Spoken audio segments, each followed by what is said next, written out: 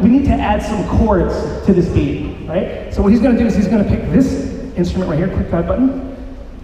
You guys see how the pads changed, right? This is a drum kit. This is an instrument, like a piano or a keyboard sounds. And you see how that lights up when I play this, right? This is a controller for sounds that are here.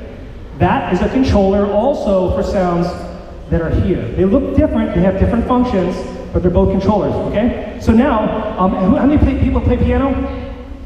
A lot of you guys, okay? So you know what a triad is? It's 3 notes in a chord, right? So I'm gonna play a triad here. Can you play those 3 notes right there? You see them lit? And he's gonna use like a triangle formation. That's how you do a triad on this thing. This is called an Ableton push, by the way. So this is an instrument, but also a controller for Ableton Live. And can you do this?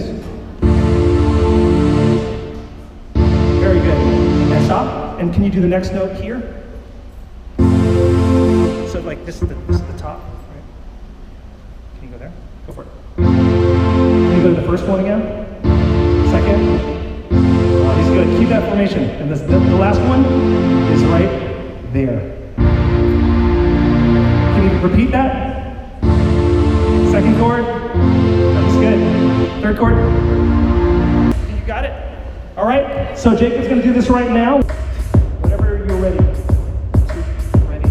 And 1, 2, 3, 4. 1, 2, 3, 4. 1, 2, 3, 4. 1, 2, 3. Again. 1, 2. He's nailing it. 4. 1, 2, 3, 4. 1, 2, 3, 4. 1, 2. Ready and stop. Let's give Jacob a hand for those chords. That was really good. Have a seat.